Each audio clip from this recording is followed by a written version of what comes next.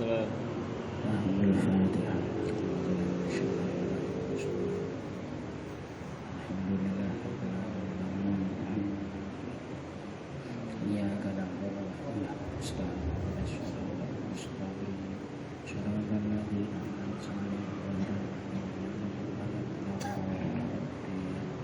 Bismillahirrahmanirrahim. Subhanaka la ilma lana illa ma 'allamtana innaka antal alimul hakim. Bismillahirrahmanirrahim. Halaman 8. Wadaimul hadasi. Wadaimul hadasi, adapun orang yang hadasnya itu langgeng, adapun orang yang hadasnya selalu ada, adapun orang yang selalu dalam keadaan berhadas.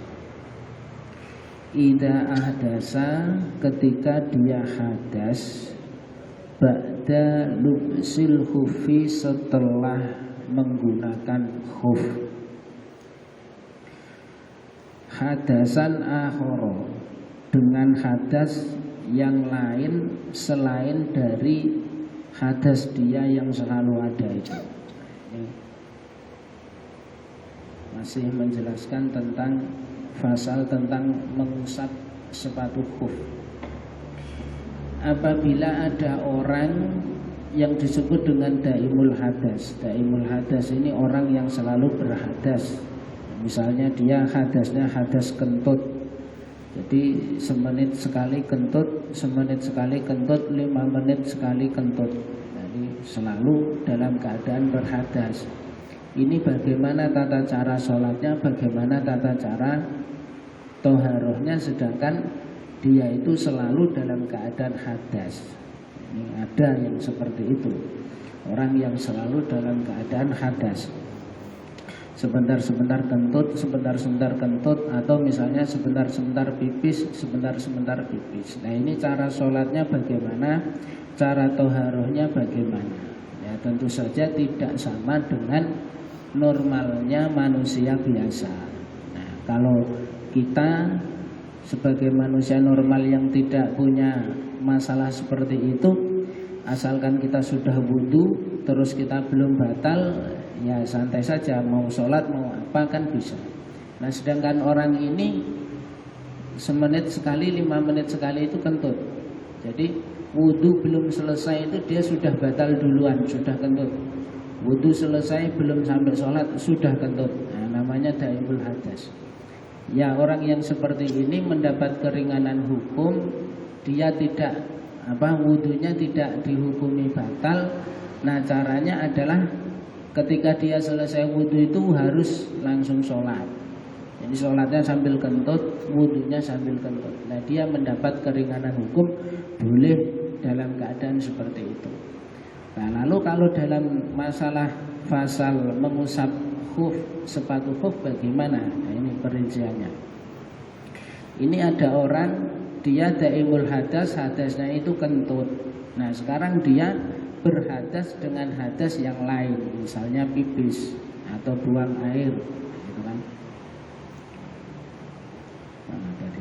Ba'da lubsil khufi hadasan akhara, setelah dia berhasil mengenakan atau memakai khufnya dengan hadas yang lain.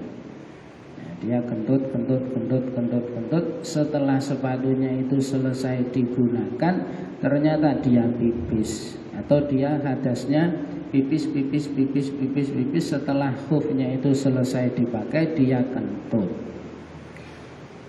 Ma'a hadasihi ad-daimi, besertaan dengan hadasnya yang daim tadi. Jadi dia mengalami 2 hadas, yang satu itu hadas yang baru, yang satunya hadas yang memang dia memang selalu dalam keadaan berhadas itu. Qabla ayyusolliya bihi, sebelum dia sholat dengan ini, sebelum dia sholat dengan, ya setelah selesai dia mengusap sepatunya tadi. Jadi dia sudah wudu, sudah menggunakan khuf, pipis. Nah, padahal dia daimul hadasnya itu kentut. Qabla ayyusolliya bihi fardun, sebelum dia sholat fardu dengan dengan wudu yang barusan tadi.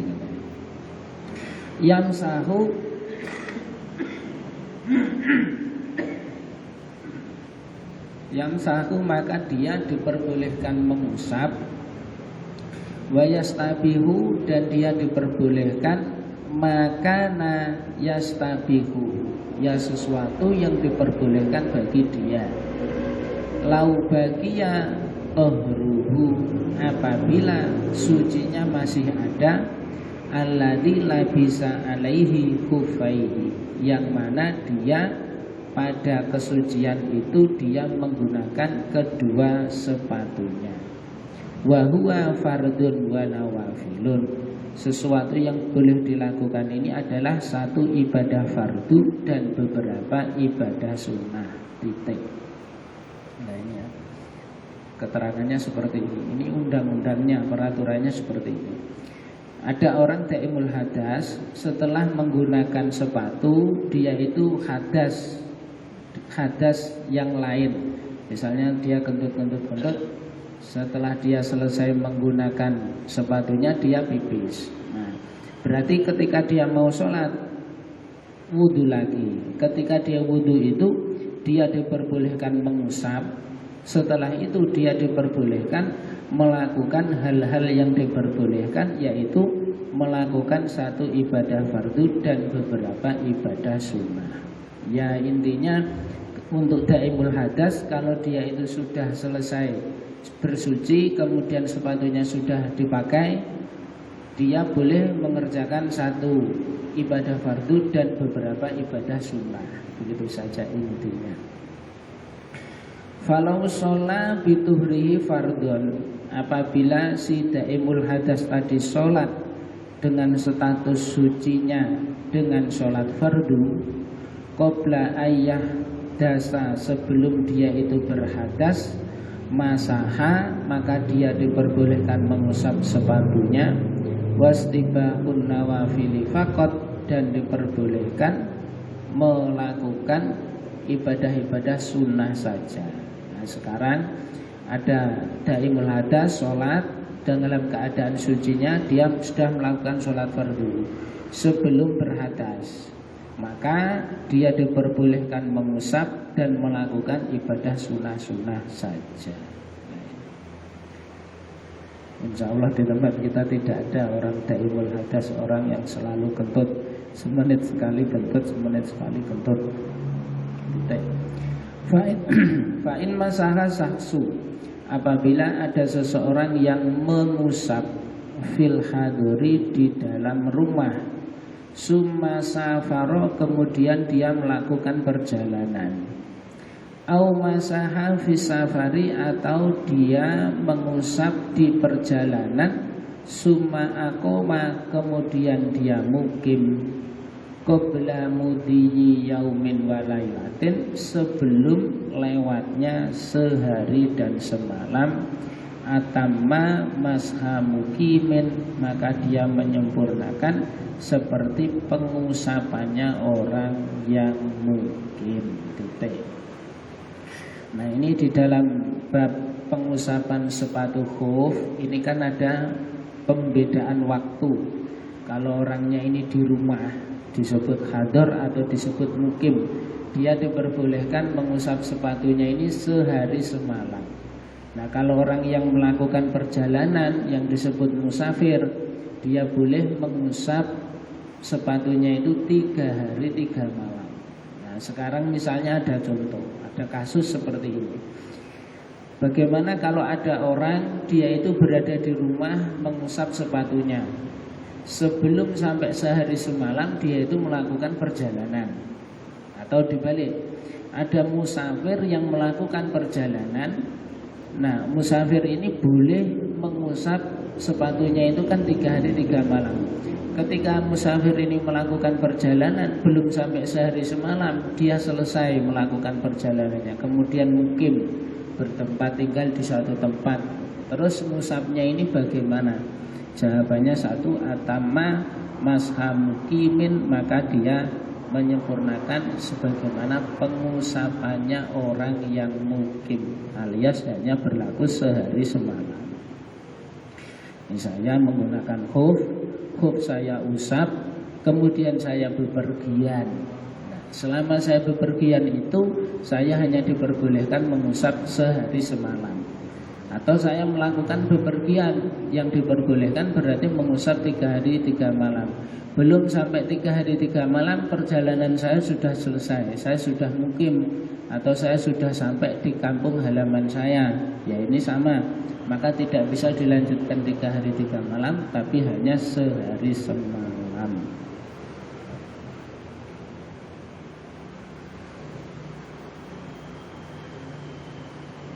Nah itu sama dengan orang yang ini orang musafir, ini dia diperbolehkan mengqashar sholat, ya kan? Musafir itu diperbolehkan mengqashar sholat, sholat yang asalnya 4 rakaat menjadi 2 rakaat. Saya melakukan perjalanan, saya singgah di sebuah masjid, yang masjid itu sudah menjadi langganannya orang-orang yang bermusafir, orang-orang yang melakukan perjalanan. Jadi di situ biasanya yang sholat adalah orang-orang yang mengqashar sholatnya. Kalau di jalan-jalan tol itu apa namanya, rest area. Nah di rest area itu biasanya di situ tempat ibadahnya, masjidnya, musolanya. Yang sholat di situ itu para musafir. Nah kalau para musafir kebanyakan biasanya sholatnya diqashar menjadi 2 rakaat. Saya musafir, ada orang sholat, saya bermakmum. Saya sholatnya sholat qashar 2 rakaat, bermakmum kepada orang. Saya kira orang yang di depan saya ini musafir, sholatnya diqashar juga. Ternyata tidak diqashar, 4 rakaat. Nah saya maka dalam hal ini ya harus ikut menyempurnakan 4 rakaat juga. Ya, kasusnya sama seperti itu. Atau kalau yang di dalam Safinah dulu contohnya adalah ada orang sholat di atas kapal, sholatnya ini diqashar 2 rakaat, belum sampai selesai sholat, kapalnya ini sudah sampai bersandar di depan rumah dia. Artinya status musafir dia itu menjadi hilang karena sudah sampai di depan rumah dia. Maka sholatnya itu disempurnakan menjadi 4 rakaat. Wal wajibu fi mashil khufi. Wal wajibu adapun yang wajib fi mashil khufi di dalam mengusap sepatu, ma yutlaku alaihi ismul mashi, yaitu ya apa saja sesuatu yang sudah bisa disebut atau dikatakan bahwa itu sudah disebut sebagai mengusap. Idza kana ala dhahiril khufi, ketika pengusapan itu dilakukan di atas atau pada bagian dhahirnya sepatu khuf tadi. Nah, sekarang mengusap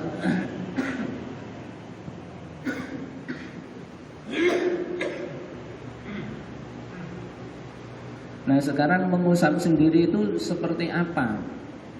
Fasal menjelaskan tentang mengusap sepatu. Nah sekarang bentuk mengusap sendiri itu bagaimana? Apakah harus digosok-gosok, harus dilap-lap atau bagaimana? Ya tidak, maka bentuk mengusapnya itu boleh dengan bentuk apa saja sekira kalau orang lain itu melihat, yaitu sudah disebut melakukan pengusapan sepatu. Nah, gitu loh.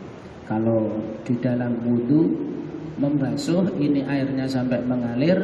Kalau di dalam mengusap, ini airnya tidak sampai mengalir, pokoknya basah. Muslu dan mashu.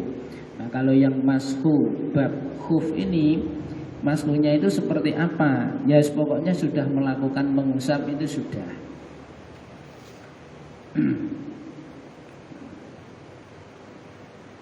Titik. Wala yujzi'ul mashu ala batinihi, dan tidak dianggap cukup yaitu mengusap pada bagian dalamnya khuf tadi. Ya, tentu saja kalau yang diusap bagian dalam tidak boleh, harus bagian luar. Wala ala akibal khufi, begitu juga tidak cukup pada bagian tumitnya sepatu. Ini Ngusap, yang diusap hanya bagian tumitnya saja, tidak boleh, belum cukup. Wala ala khirfihi, juga bukan pada bagian pinggir-pinggirnya. Nah, yang diusap hanya bagian pinggir-pinggir. Wala ala asfalihi, dan juga bukan pada bagian bawahnya. Titik. Nah, tidak boleh mengusap itu bagian dalam, tidak boleh mengusap itu hanya bagian tumitnya saja, bagian pinggir-pinggirnya saja, bagian bawahnya saja. Tidak boleh, belum cukup kata-katanya. Wala yujzi'u, dan belum cukup. Wasunatu fi masrihi, adapun kesunahan di dalam mengusap sepatu, ayyakuna khututon, yaitu dengan cara berkhutut. Nah, khutut ini apa? Khutut adalah bi'an yafrija al-masihu baina asobihi, yaitu dengan gambaran orang yang mengusap sepatu tadi merenggangkan di antara jari-jarinya, wala yadummaha, dan dia tidak mengumpulkan jari-jarinya. Nah, cara mengusapnya adalah sunahnya dengan merenggangkan jari-jari, bukan dengan menempelkan atau mengumpulkan jari-jari. Nah, pokoknya diusap secara merata, dan yang sunnah adalah dengan merenggangkan jari-jarinya. Titik. Wayabtulu al-mashu, wayabtulu dan batal al-mashu, mengusap alal khufaini, pada kedua sepatu, bisalah sati asya'a, disebabkan dengan ada 3 hal. Ya, karena ini ada rentetannya dengan syarat rukun, maka juga ada sesuatu yang membatalkan. Pembatalan apa? Mengusap muzah itu dihukumi batal disebabkan karena ada 3 hal. Bihol ihima, yang pertama adalah dengan melepas kedua sepatu. Nah, ini kalau sepatunya dilepas malah batal, dia harus mengulang lagi. Au khol'i ahadihima, atau melepas salah satu kedua sepatu tadi. Lepas keduanya atau lepas salah satunya. Nanti kalau wudu tidak boleh diusap sepatunya harus dibuka, membasuh kaki. Au inkhilaihi, atau ya sepatunya itu terlepas sendiri. Kalau dilepas itu berarti sengaja dilepas, kalau terlepas berarti tidak sengaja sepatunya lepas. Itu sama-sama membatalkan.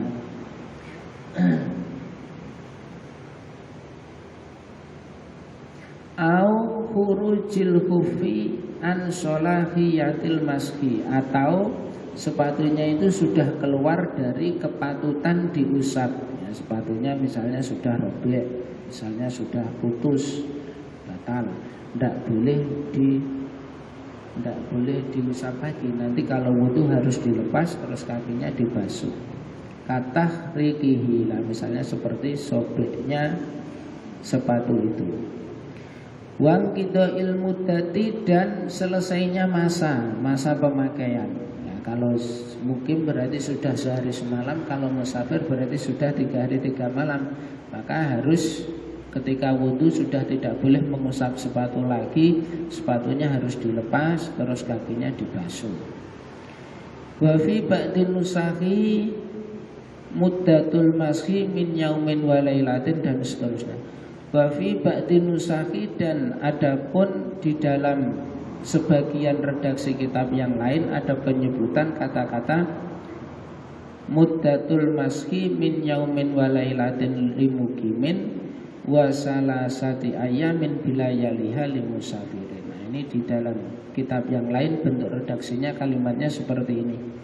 Muddatul mashi min yaumin wa lailatin limukimin, masanya mengusap bagi orang yang mukim ini sehari semalam, wa salasati ayamin bilayaliha li musafirin, dan 3 hari 3 malam bagi musafir.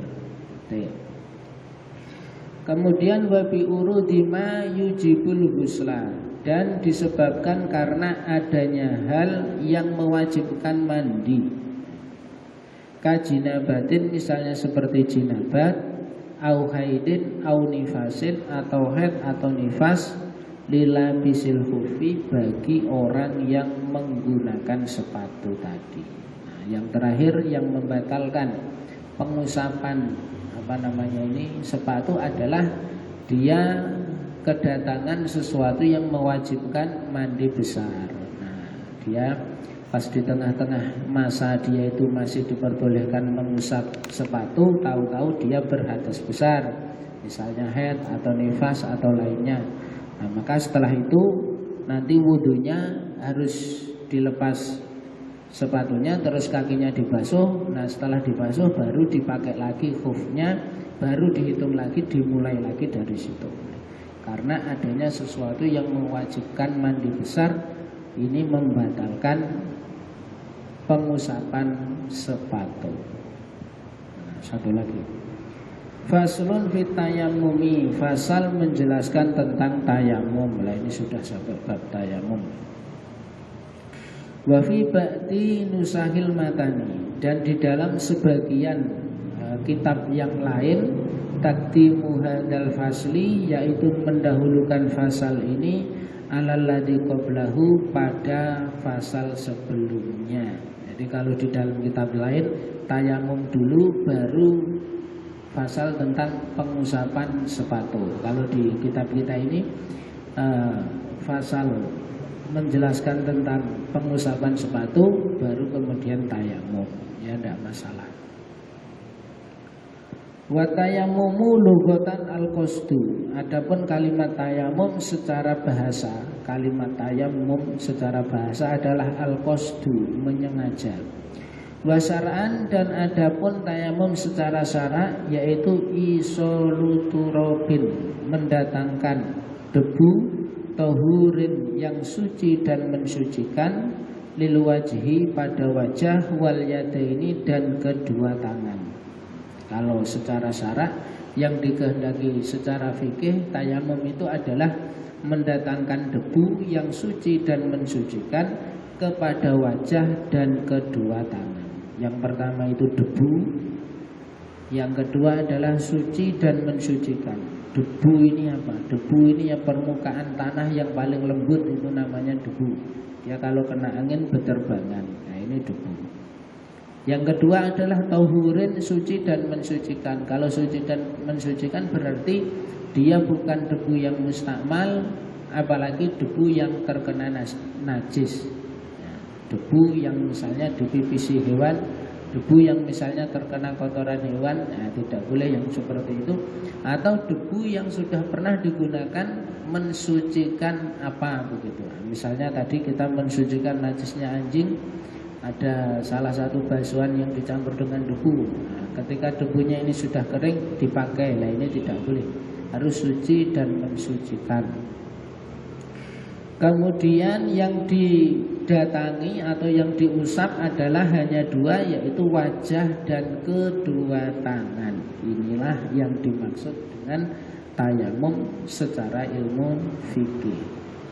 Tayamum itu badalan an wudu'in. Yang pertama ganti dari wudu. Yang pertama tayamum itu ganti dari wudu. Ada orang tidak bisa wudu, dia tayamum. Au ghuslin itu kalimatnya sama. Au ghuslin atau au ghuslin atau mandi. Yang kedua adalah gantinya mandi. Seperti cerita kemarin, ada sahabat yang dia itu ingin melakukan mandi junub, tidak punya air, terus dia guling-guling di atas tanah. Ditanya Nabi, kamu lagi apa? Aku lagi tayamum. Lah kenapa seperti itu? Ya saya karena punya hadas besar, ingin menghilangkan hadas besar, mandi junub, tidak ada air, saya guling-guling di atas tanah. Wah, ya tidak begitu. Gantinya mandi, tayamumnya tetap sama bentuknya, mengusap wajah dan kedua tangan. Ada orang mau mandi junub, mandi wajib, tidak punya air, tayamum. Tayamumnya ya cukup wajah dan kedua tangan. Au ghusli udwin, atau sebagai ganti dari membasuh anggota. atau sebagai ganti dari membasuh anggota. Ini nanti dalam satu pasal tersendiri, ini agak rumit yang au-ghusli udwin ini. Itu prakteknya begini. Misalnya saya dalam keadaan sehat, bugar. Nah, di salah satu anggota badan saya ini ada anggota yang sakit, yang tidak bisa terkena air. Misalnya di tangan saya yang sebelah kanan ini ada sebuah perban yang tidak tembus air. Nah, misalnya di sini ada luka, terus diperban, atau lukanya tidak diperban tetapi tidak bisa terkena air. Nah, ketika saya wudhu, anggota tadi tidak terkena air. Lah, anggota yang tidak terkena air itu diganti dengan tayamum. Jadi saya wudhu sekaligus tayamum. Saya wudhu setelah membasuh wajah, membasuh kedua tangan. Tangan saya yang sebelah kiri ini tidak sempurna karena salah satunya ada bagian yang ada perban tadi. Nah, maka sebagai gantinya itu saya tayamum. Saya wudhu, sebelum mengusap kepala itu saya tayamum. Nah, nanti ada praktek seperti itu. Nanti agak rumit masalah urut-urutannya. Nah, secara teori ringkasnya adalah tayamum itu sebagai ganti dari pembasuhan anggota yang seharusnya dibasuh. Nah, tangan saya tadi tidak bisa terbasuh, akhirnya saya tayamum.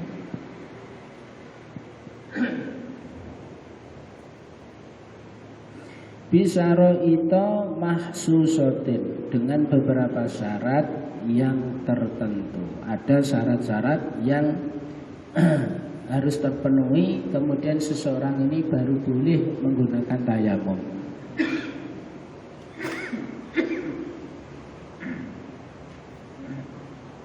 Ada syarat-syarat yang mengharuskan yang harus terpenuhi agar tayamum ini bisa dilaksanakan.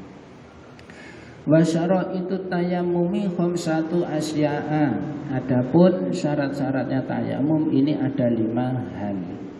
Wa fi ba'di nusahil matani khamsu khisalin. Kalau di dalam kitab yang lain penyebutannya dengan kalimat khamsu khisalin. Kalau di kitab kita khamsatu asya'a, di kitab lain khamsu khisalin, sama saja. Artinya ada 5 perkara yang menjadi syaratnya tayamum. Ahaduha, salah satu dari kelima hal itu adalah wujudul udri, wujudnya udur, wujudnya alasan yang menyebabkan dia itu tidak bisa menggunakan air. Wujudul udri bisafarin, disebabkan karena perjalanan, au marodin, atau sakit. Ya, ini karena apa ya? Zaman dulu gitu kan. Kalau zaman dulu orang kalau sudah melakukan perjalanan itu biasanya di tengah jalan dia tidak menemukan air. Nah, kalau sekarang ya tidak ada. Kemanapun kita berjalan, bahkan di atas pesawat pun perjalanan 6 jam ya ada air di atas pesawat. Nah, ini zaman dulu. Yaitu wujudnya udzur disebabkan karena perjalanan atau sakit. Orang yang lagi perjalanan tidak menemukan air, dia tayamum. Orang yang sakit sebenarnya ada air tapi dia tidak bisa menggunakan air karena alasan sakit. Akhirnya dia tayamum. Wasani duhulul waktu sholati. Wasani adapun yang kedua, duhul waktu sholati, yaitu masuknya waktu sholat. Berbeda dengan wudhu. Kalau wudhu itu boleh dilakukan kapan saja, dan asalkan dia belum batal, belum kentut, wudhu itu masih bisa dipakai. Nah, kalau tayamum tidak.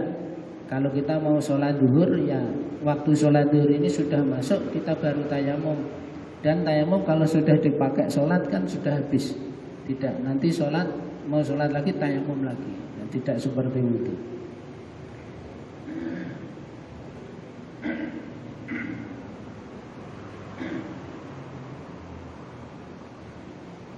Yang kedua adalah masuknya waktu sholat. Fala yasihu atayamumulaha qabla dukhuli waqtiha. Maka tayamum dihukumi tidak sah untuk sholat tersebut sebelum masuknya waktunya sholat tersebut. Kalau sholat duhur, kita mau sholat duhur ya tayamumnya setelah waktunya sholat duhur itu masuk. Kalau jam 11 kita tayamum, terus jam 12 baru sholat duhur, masuk waktunya, ya tidak boleh. Tayamumnya dengan sendirinya menjadi batal. Ya memang begitu undang-undangnya. Wudu dengan tayamum ini berbeda. Ya jangan ditanyakan lah kenapa kok tayamum seperti itu. Kayak tidak punya kekuatan, sekali dipakai ibadah sudah habis dia walaupun belum batal. Ya tidak begitu, ya memang begitu undang-undangnya. Nah jawabannya begitu. Memang begitu undang-undang. Ya. Ini sebelum kita akhiri, saya kok tiba-tiba teringat cerita Nabi Nuh kemarin ini. Jadi dulu Nabi Nuh ketika mendapat perintah membuat kapal, itu diawali dengan perintah menanam pohonnya. Jadi dia tidak langsung nebang pohon terus bikin kapal, tidak, tetapi dia perintahnya itu dimulai dari menanam pohonnya. Jadi bisa dibayangkan berapa puluh tahun Nabi Nuh itu menanam pohon, terus pohonnya itu sampai besar, siap dipanen, baru dijadikan sebuah kapal. Itu puluhan tahun. Itu di balik kisah itu adalah ada kisah teladan kesabaran yang luar biasa. Jadi setelah berpuluh-puluh tahun pohonnya ini besar, baru siap ditebang dijadikan perahu. Lah antara rumahnya Nabi Nuh dengan tempat dia menanam pohon itu ada kira-kira itu misalnya dari sini sampai Bangka Barat sana. Jadi jaraknya itu jauh. Jaraknya jauh dan harus menunggu berpuluh-puluh tahun. Lah di waktu itu ada raksasa. Ada raksasa namanya saya lupa. Itu harus buka kitabnya. Karena nama yang diceritakan di kisahnya Nabi Nuh ini namanya nama-nama orang-orang zaman dulu. Nah, sudah Isa. Sudah. Wallahu a'lam. Kita lanjutkan besok. Wallahu muwaffiq ila aqwamit thoriq. Wassalamualaikum warahmatullahi wabarakatuh. Waalaikumsalam warahmatullahi wabarakatuh.